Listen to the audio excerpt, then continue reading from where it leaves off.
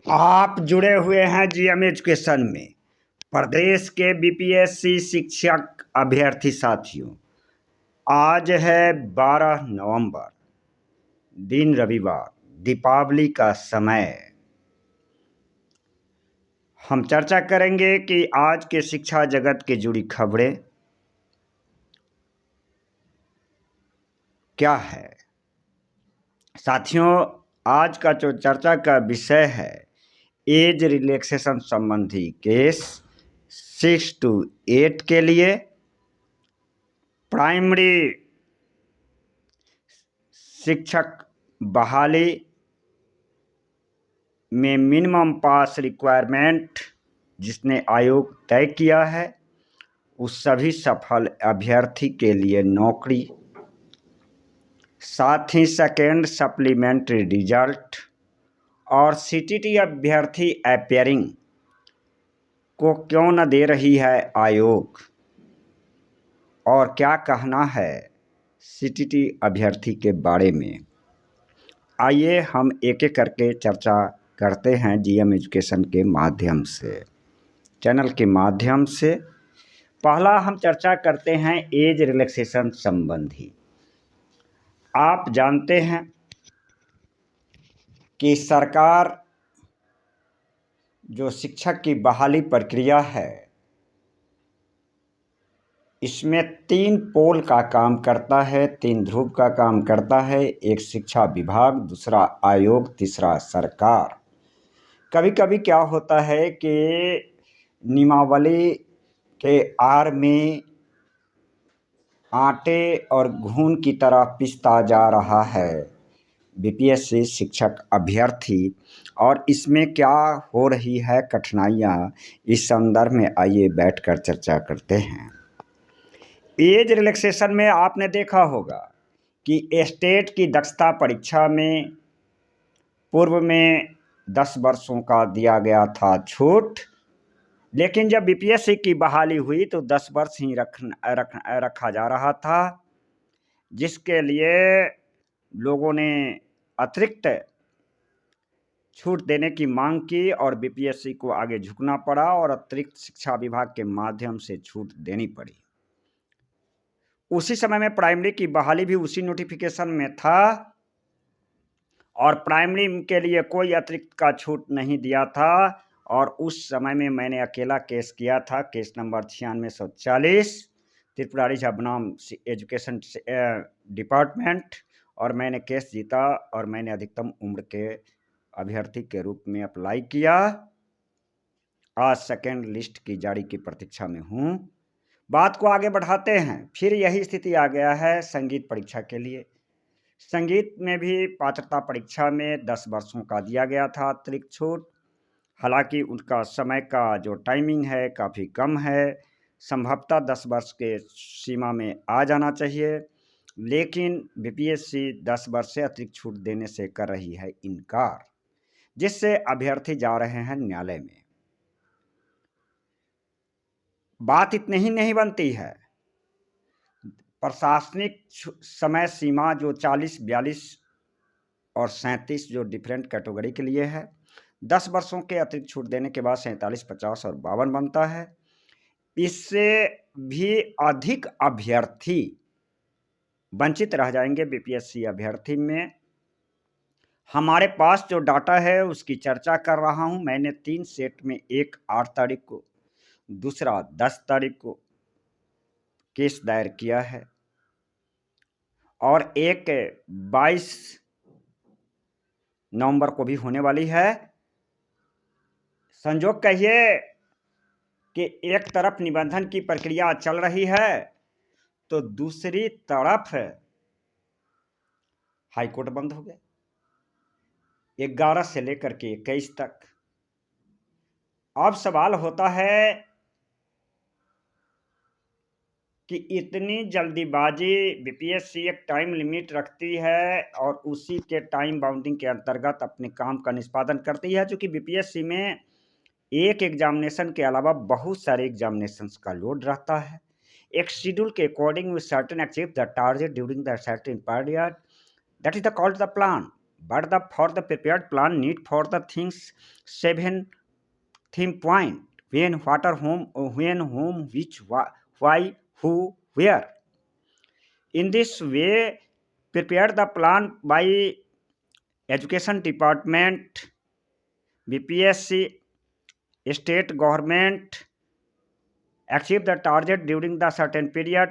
This is the maintenance anyhow, but there is no right plan. For prepare the plan, 7 things किस तरह से किया जाए, इसमें जल्दीबाजी की जाती है और हुलबुली के ब्याह कनपट्टी में सिंदूर की बातें आती है।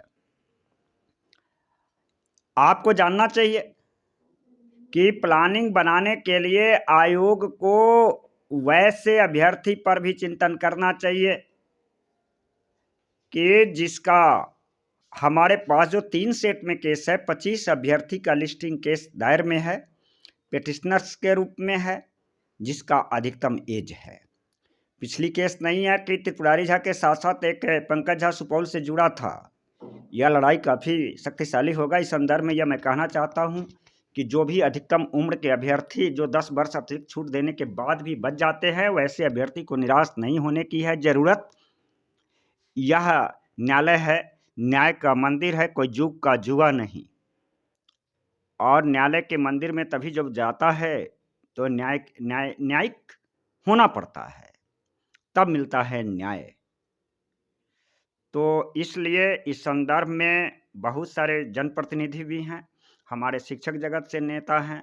वे आश्चर्य तो तब होता है कि वो लोग भी प्रशासनिक एज के बाद 10 वर्षों के अतिरिक्त छूट मिल जाने के बाद अपनी पीठ थपथपाना चाहते हैं और संतुष्टि पा लेते हैं, जबकि ज्ञात है उनको। व्यक्तिगत तौर पर मैंने कई एक बार बात किया है कि वास्तविकता यह है कि 10 वर्षों के अतिरिक्त छूट देने के बाद सैकड़ों अभ्यर्थी हो जाते हैं बीपीएससी परीक्षा से वंचित और मजबूरन में जाते हैं न्यायालय। इस बात को भी शिक्षा विभाग और आयोग और सरकार के प्रतिनिधि को ध्यान देना चाहिए।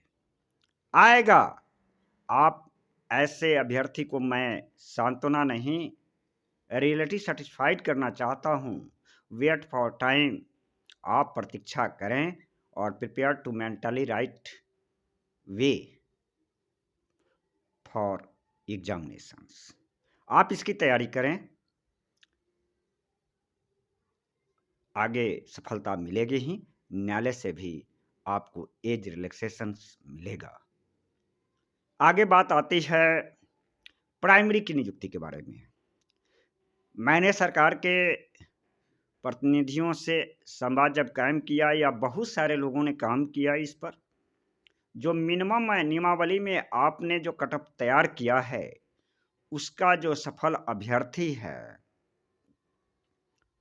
उसको तो आपको मौका स्वयं देना चाहिए, एक लिस्टिंग करके, वेटिंग लिस्ट बना करके। आपके साथ क्या मजबूरी है, इसकी तो क्या इसमें कठिनाई है। कानून बनाने वाले भी आप हैं, सिंप्लीफाई करने वाले भी आप हैं। आपकी मंशा सही होना चाहिए। इसके लिए भी 125 संभवतः लगभग 125 पेटिशनर के साथ प्राइमरी में केस की फाइलिंग की अंतिम चरण में स्टेज पर पहुंचा हुआ है हमारा केस। इस संदर्भ में सभी पेटिशनर भाइयों से आग्रह करता हूं कि जो आधार कार्ड में थाना अंकित नहीं है, वह थाना हमारे 7 बजे से लेकर के 9 बजे रात्रि तक समय निश्चित किया गया है। उस समय के दौरान आप अपना पेटिशनर का नाम सुनिश्चित करा ले और थाना अंकित करा ले, क्योंकि कोई छूटे नहीं, कोई रूठे नहीं, कोई रूसे नहीं। यह हमारा फर्स्ट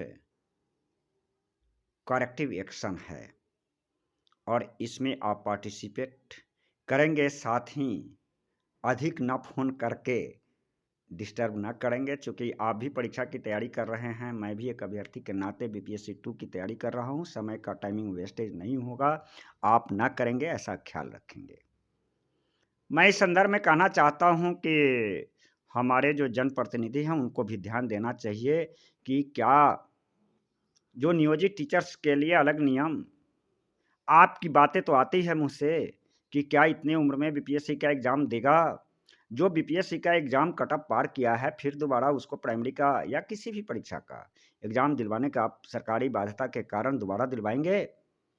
यह नहीं होनी चाहिए और इसी के लिए लोग जा रहा है न्यायालय। इसमें एक बातें आती है कि रिक्तियाँ के बारे में बैकलॉग सीट 10% जाना चाहिए। आप एज रिलैक्सेशन में भी देखिए कि एक ही नोटिफिकेशन में किसी को 4 वर्ष दिया जाता है, किसी को 10 वर्ष दिया जाता है, किसी को लड्डू धरा दिया जाता है या नहीं चलने देंगे और ना चला है ना चलेगा। और सभी अभ्यर्थी को मिलेगा एज रिलैक्सेशन में छूट, आप नहीं दीजिएगा तो आप तो कानून के ज्ञाता भी हैं, कानून के जानकार भी हैं, मृदुभाषी भी हैं, स्वीट पॉइजन का काम करते हैं और गला के अंत में जब रिजल्ट मेहनत करता है, अभ्यर्थी ट्रेनिंग करता है, सीटेट पास करता है, फर्स्ट परीक्षा देता है, minimum passing cut off park में की दंश में झेल जाता है, उस वेदना को भी फिर आप मौका नहीं देते हैं तो न्यायालय तो ज़रूर देगा। इस बात को भी ध्यान रखना चाहिए। सभी आप पदाधिकारी बड़े पदाधिकारी हैं, हम आम अभ्यर्थी से आपकी तुलना नहीं की जा सकती है, नैव तुल्यं कदाचन। आपसे हमारी तुलना, हमारी समस्याओं की तुलना, समस्या से घिरा हुआ अभ्यर्थी बहुत छोटा है आपसे। लेकिन दोनों पहलू पर विचार करना चाहिए। एक निर्माता जो कानून का है वह सेवक भी है, संविधान का संरक्षक भी है। अभ्यर्थी है, एजुकेशन डिपार्टमेंट है, तब आपकी पोस्ट है और आपका कर्तव्य बनता है deficiency of confusion removals keep continuous. जो त्रुटियां हैं उसकी दूर करना भी आपकी जिम्मेदारी है, इसको समझना चाहिए, तर्कसंगत बातें करनी चाहिए, लीगल पॉइंट पर आना चाहिए। क्यों जाएगा अभ्यर्थी आंदोलन करने के लिए? आप जानते हैं एज रिलैक्सेशन की मुद्दा हो या प्राइमरी के सभी कट ऑफ पार अभ्यर्थी को नौकरी की मुद्दा हो, देना पड़ेगा एग्जामिनेशन शिक्षा विभाग को, आयोग को। यह विद्यार्थी जो है न हंस के सीखा है न रो के सीखा है, जो कुछ भी सीखा है आप सभी से ठोकर खा के सीखा है और ठोकर का जवाब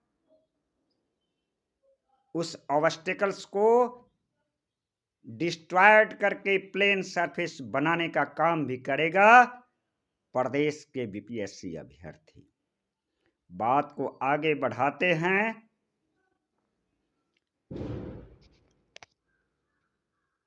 कि 3 सेट में केस किया गया है एज रिलैक्सेशन के लिए। एक 8 तारीख को किया गया, एक 10 तारीख को किया गया। आगे भी अभ्यर्थी की लंबी कतारें हैं, वह भी न्यायालय बंद की दरवाजा समय का इंतजार है। 11 से 21 तक 22 तारीख तक एज रिलैक्सेशन की मुद्दा पर एक और सेट केस की तैयारी है।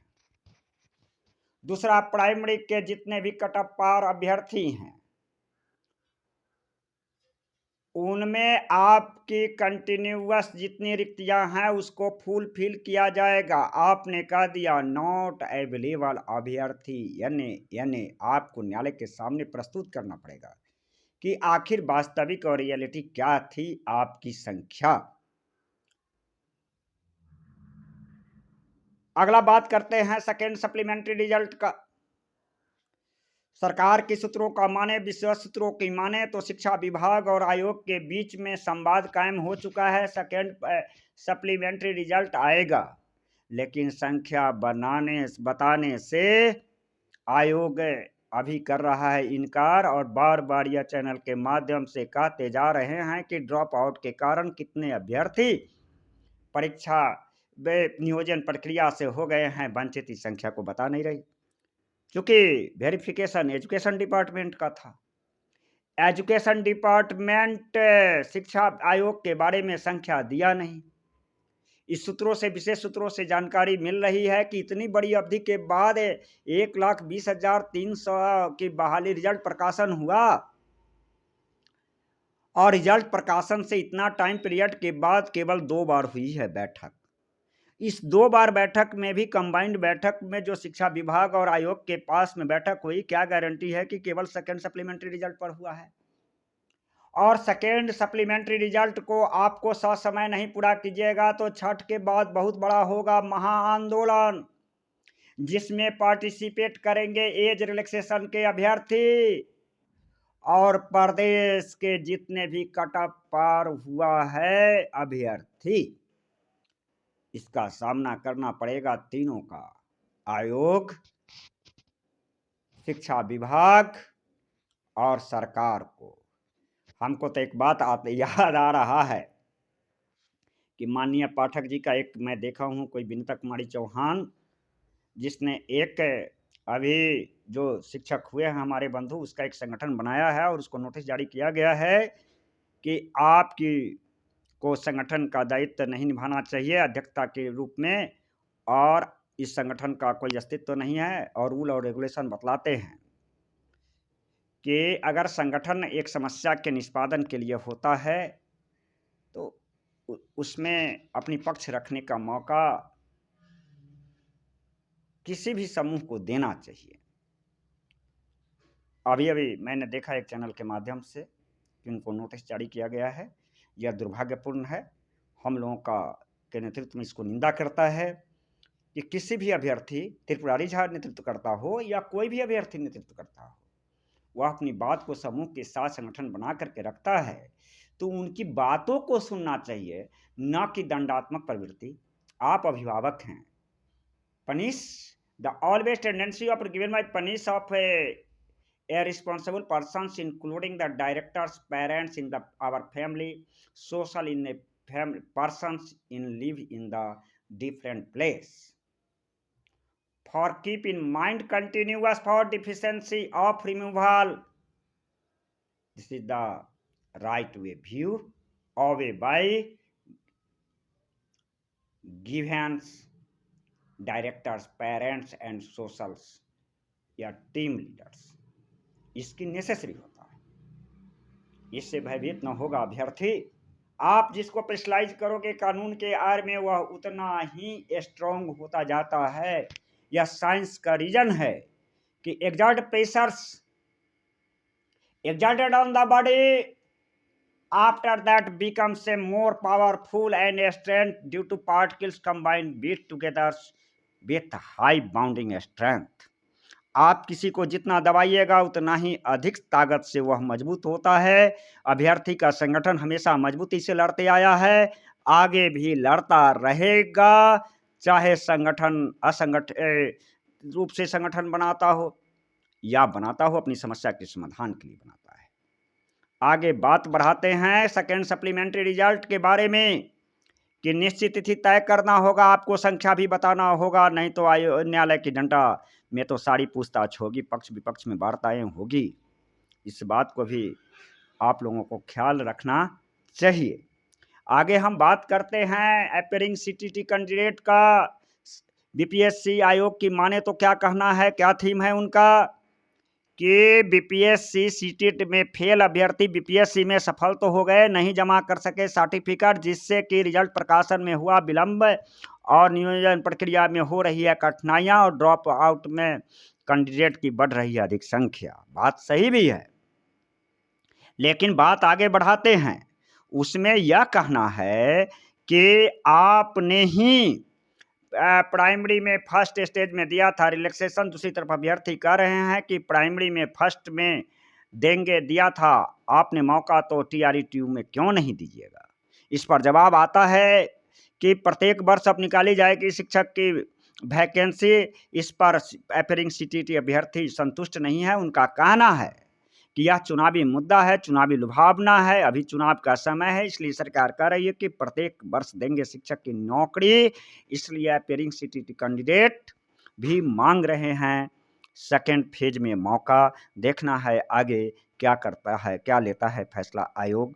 बात को आगे बढ़ाते हुए चर्चा करते हैं कि इस पर आपने देखा कि एज रिलैक्सेशंस का सीटीटी अभ्यर्थी का और नो एज रिलैक्सेशंस का और जो प्राइमरी में कट ऑफ पार किया गया है उन सभी को वेटिंग लिस्ट बनाने का इसके 3 ध्रुव में सरकार, शिक्षा विभाग और आयोग तीनों की कहीं न कहीं डिसकंटिन्यूटी का मामला है, जो एक दूसरे के तालमेल की कमी है। ज़्यादा दिन तक न करेगा प्रतीक्षा, आपको देना पड़ेगा सेकेंड मेरिट लिस्ट यथाशीघ्र और सभी अभ्यर्थी को देना पड़ेगा एज रिलैक्सेशन जो भी सीटेड स्टेट पास अभ्यर्थी है। आप उम्र की सीमा 10 वर्ष, 4 वर्ष, 5 वर्ष, 7 वर्ष एक ही नोटिफिकेशन में डिफरेंट टाइप की आपके एज रिलैक्सेशन का आधार क्या है इसका जवाब देना पड़ेगा न्यायालय में। चूंकि पिछला में भी राजीव रंजन की जज साहब के न्यायालय में इस बात की फरियाद हो चुकी है और इसी आधार पर आपने जीत दिया था, आपको भी देना पड़ेगा। आप बने रहिए जीएम एजुकेशन में। आपसे आग्रह है कि कॉलिंग ना करके रात्रि में 7 से 9 बजे संवाद कायम करेंगे। आप यह सुनिश्चित कराएंगे कि मेरा नाम पिटिशनर के रूप में है या नहीं।